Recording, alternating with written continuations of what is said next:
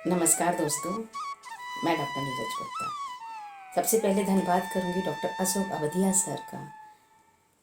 Doctor साहब ने इतना अच्छा प्लेटफॉर्म दिया है जिसकी वजह से आज मैं अपने भावी पीढ़ी, भविष्य योगावस्था को थोड़ा सा उसे एनर्जेटिक और स्वस्थ रहने में उनकी मदद कर पाऊंगी। धन्यवाद। जैसा कि मैं आपको 2 वीडियो में बता चुकी हूँ। पहले वीडियो में पीबर्टी होती क्या है, दूसरे वीडियो में पीबर्टी एक ट्रांजिशन अवस्था है। तो अब हम बात करते हैं ट्रांजिशन क्या होता है। ट्रांजिशन मीन्स एक से दूसरी जगह जाना, बदलाव की अवस्था। तो यदि पीबर्टी बदलाव लाती है, पीबर्टी हमें बचपन से जवान युवावस्था में बदलाव करती है, तो बदलाव कब होता है? बदलाव होता है तो क्या होता है? शरीर में एनर्जी आती है, एनर्जी का बदलाव होता है। Change of energy means transition.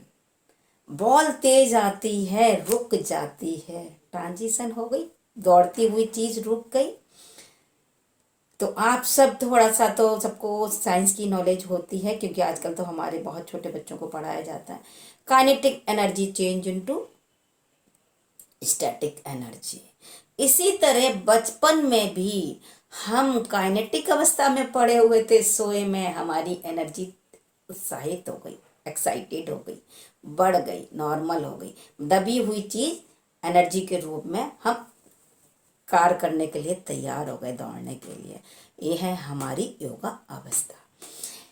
इसका एक एग्जाम्पल आपको देती हूँ। चना को हम पानी में रात में भिगो देते हैं। जब पानी में चना भीगता है तो क्या करता है? एक्सपेंड करता है, साइज बढ़ता है। और जब साइज बढ़ेगा तो वो क्या लेता है? पानी को पीता है, तभी साइज बढ़ेगा। पानी नहीं डालेंगे, चना कंटेनर में रखा रहे, कभी नहीं बढ़ेगा अपने आप। तो पानी डालना पड़ा, तभी साइज बढ़ा। साइज बढ़ने के बाद यदि हम पानी से निकाल कर उसको प्रॉपर एयर और छलनी वाले स्टेनर में एयर जहाँ से चारों तरफ से सही आती रहे रख दें, तो दूसरे दिन तक, शाम तक, 8 घंटे तक इतने सुंदर अंकुरित होके चने हो जाते हैं कि हम उन स्प्राउट को खाते हैं।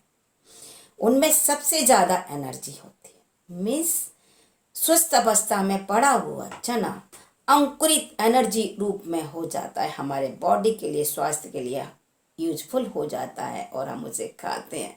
डॉक्टर भी हमेशा हमें स्प्राउट चने खाने के लिए एडवाइस देते हैं।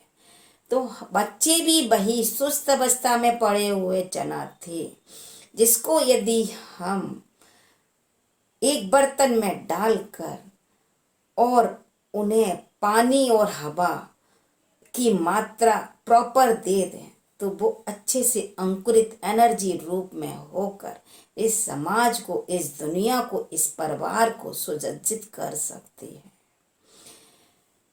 ये बच्चे वो होते हैं जो हमारे बदलाव ला सकते हैं। और जब भी कोई आप देखते हैं दिया में आग लगी होती है, यदि एनर्जी को, आग को 3 तरह से बदलाव लाया जा सकता है। यदि आग जल रही है, उसमें आप पेट्रोल डाल दीजिए, तेज जल जाएगी चारों तरफ। आप पानी डाल दीजिए, बुझ जाएगी। प्रॉपर हवा और प्रॉपर उसमें घी डला रहने दीजिए, एक दिया की तरह आपको उजाला देती रहेगी सारे दिन। तो क्या हम 9 दिन भी माता का दिया जलाते हैं और वो जलता रहता है, उजाला देता है।